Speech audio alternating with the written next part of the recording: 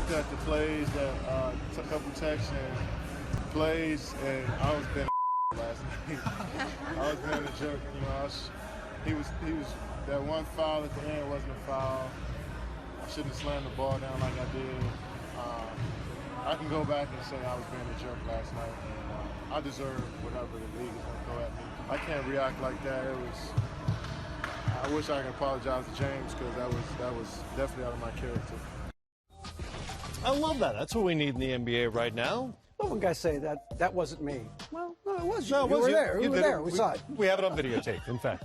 That was Kevin Durant, of course, apologizing for the behavior that got him ejected on Tuesday night. He was still fined $15,000. You can apologize if you want. Absolutely. But you still have to pay the fine. In a related development, and bear with me here, it's a lot of words on your screen. The NBA released a 5-pronged initiative to improve the working relationship between players and officials. It's a lot of prongs. Among the steps included meetings with all 30 teams. The referee operations department will reach out to teams to clarify rules and interpretations. Refs will receive conflict resolution training along the way. And the league also wants to, quote, create opportunities for engagement, like the Referee Player Summit planned for All-Star Weekend. And you've spoken to both Commissioner Adam Silver and Michelle Roberts, the executive director of the Players Association, about this upcoming meeting and about their conversations, what it's going to take to ease this tension that everybody's talking about. When did they realize that this was a problem that needed solving? Well, look, I think if you've watched it, I don't know that there's more technicals. I don't think there are, actually.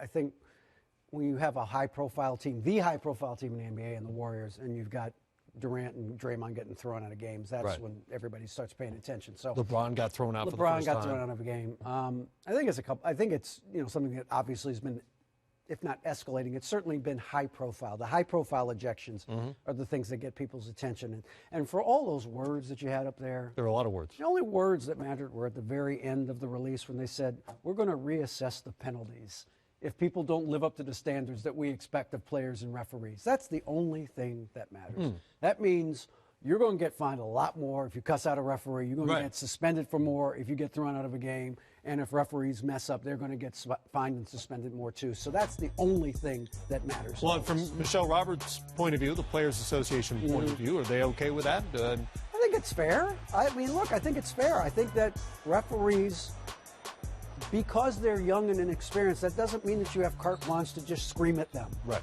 You know, nobody likes to be screamed at, especially not in front of 18,000 people. So I understand from the referee's perspective that, you know, especially, again, the young ones that are trying to establish themselves, now they may be a little sensitive about it, but the players have to understand there's a way.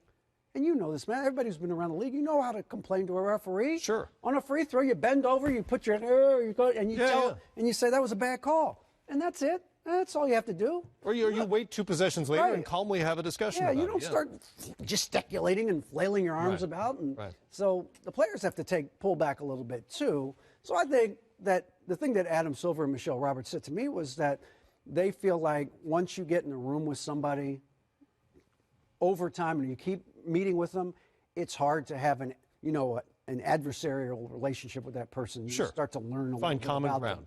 Yeah. So that's what they're hoping will happen. And I think the dialogue is good. It's always good. It's always better to talk than to not talk. Right. But I still think the fines and suspensions are going to get more people's attention a little quicker. The flip side of this is that what you hear from the players occasionally, and particularly some of our analysts here who played, 15 or 20 years ago, is that you can't necessarily go to a referee and have that conversation the way you used to be able to. And there's a whole old guard of referees that has retired or left for other positions out of the league over the last few years. And that's part of the challenge that the NBA has, because they wanted the referees to be younger. They wanted them to be able to move up and down the court better. But the problem is you lose all that experience. You lose all that institutional knowledge. You lose a guy who will let you vent a little bit and then say, okay, that's enough.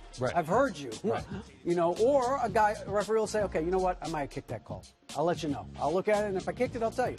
And there's probably less of that now in the league. That's what you hear, There's less of a my bad, I'm sorry, but there's less of that. So, and that's kind of what you have to expect that with a younger, less experienced crew. Less secure. a little insecurity Well, there. they want to prove themselves. Sure. You know, they want to make finals too, right? Right, So they absolutely. have to show what they can do. So this is a solvable thing. I think over time, as the referees get more experience, and maybe the players understand, let's calm down a little bit. Right. That could go for all of us, really. Yeah. In all walks of life. Yeah.